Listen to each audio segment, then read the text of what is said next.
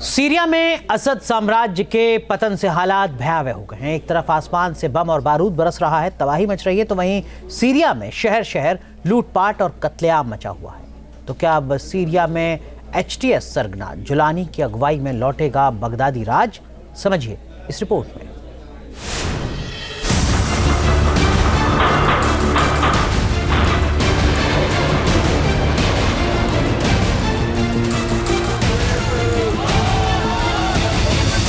Syria में शहर शहर छिड़ा भीषण संग्राम,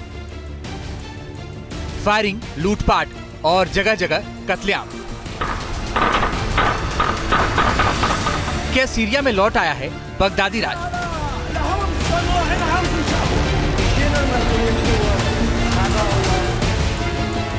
राष्ट्रपति असद के भागने से सीरिया लावारिस हो गया है। हर कोई सीरिया पर कब्जा करने की कोशिश में जुटा है। शहर शहर विद्रोही गुट को हराम मचा रहे हैं। सीरिया में आतंक के राज की सबसे खौफनाक तस्वीर है, जिसमें लाटकिया शहर के बीचों बीच विद्रोहियों की भीड़ ने असद के चचेरे भाई सुलेमान हिलाल अल असद को सरेआम फांसी पर लटका दिया। रोंगटे खड़े कर देने वाले वीडियो में हथियारों से लैस विद्रोही लड़ाके जश्न मना रहे हैं और फायरिंग कर रहे हैं। असद के चचेरे भाई को फांसी पर लटकाने की खुशी मनाते दिख रहे हैं।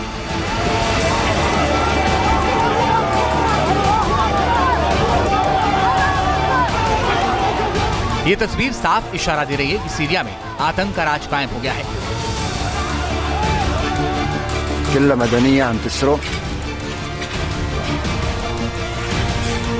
बताया जा रहा है कि असद को फांसी पर लटकाने के पहले विद्रोहियों ने लाटकिया में उसके महल पर हमला बोला, जमकर तोड़फोड़ की और लूटपाट मचाई।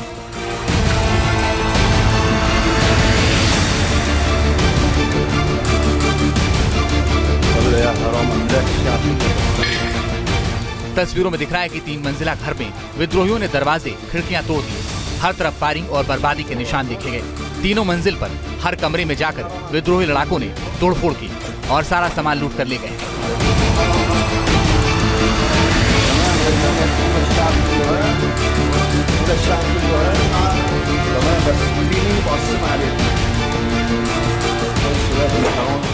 सीरिया में हर तरफ इसी तरह लूटपाट और कत्लेआम की तस्वीर सामने आ रही है। जानकारी के मुताबिक सीरिया में एचटीएस के लड़ाकों ने सैन्य बेस पर भी कब्जा करके सारे हथियार लूट लिए हैं।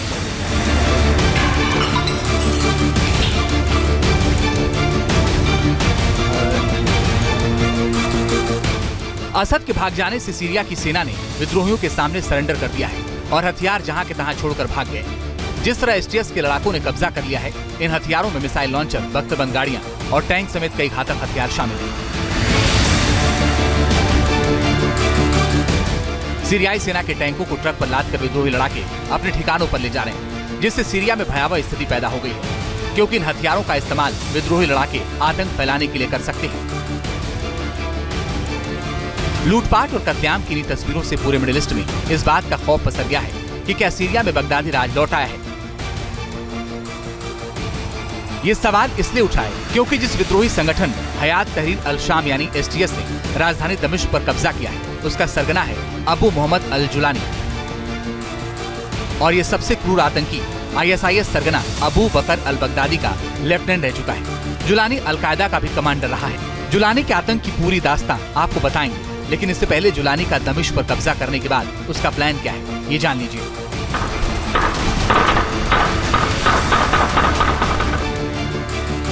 एचटीएस सरगना जुलानी ने सीरिया के पीएम मोहम्मद जलानी से मीटिंग की और पीएम जलाली ने जुलानी को सत्ता सौंप दी, लेकिन जुलानी ने फिलहाल जलाली को कार्यवाहक पीएम बने रहने को कहा है। नई सरकार बनने तक हर आदेश का पालन करने को कहा है। बताया जा रहा है कि जुलानी खुद राष्ट्रपति बनेगा और मोहम्मद अल बशीर को प्रधानमंत्री बना सकता है। अल बशीर इदलिब का प्रशासन संभाल चुका है। आज हमारे पास टैंक, गोला बारूद से लैस वाहन, मिसाइल और ढेर सारे उपकरण हैं। कई लोग हमारे साथ हैं, इसलिए इसे विचारों और दिमाग का युद्ध कहा जा सकता है। ये आस्था और विश्वास का युद्ध है। हमें सुन्नियों की रक्षा करने के लिए अपना सब कुछ इस्तेमाल करना चाहिए।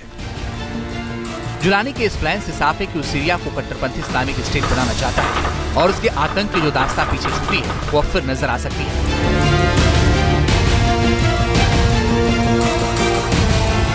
मोहम्मद अल जुलानी ने साल 2011 में जेल से छूटकर बगदादी से मुलाकात की थी। और उसके बाद सीरिया में आत्मघाती हमलों से कत्लेआम मचा दिया था।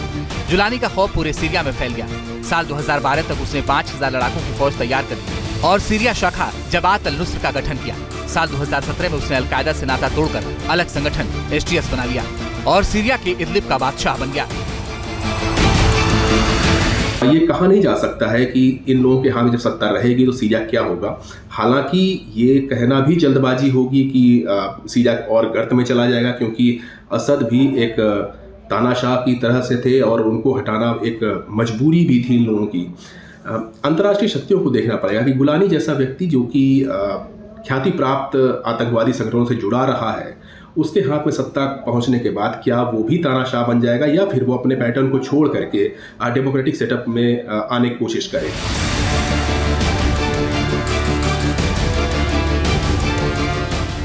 जुलानी का एक ही मकसद था सीरिया से असद सरकार को उखाड़ फेंकना और इस्लामिक राज्य स्थापित करना, जिसमें वो अब कामयाब हो गया है।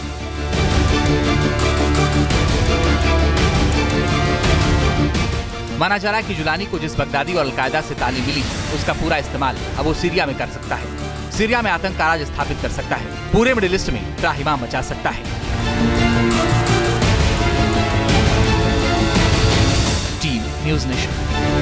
न्यूज़ नेशन अब व्हाट्सएप पर खबरों की ताजा अपडेट के लिए न्यूज़ नेशन के इस QR कोड को स्कैन करें।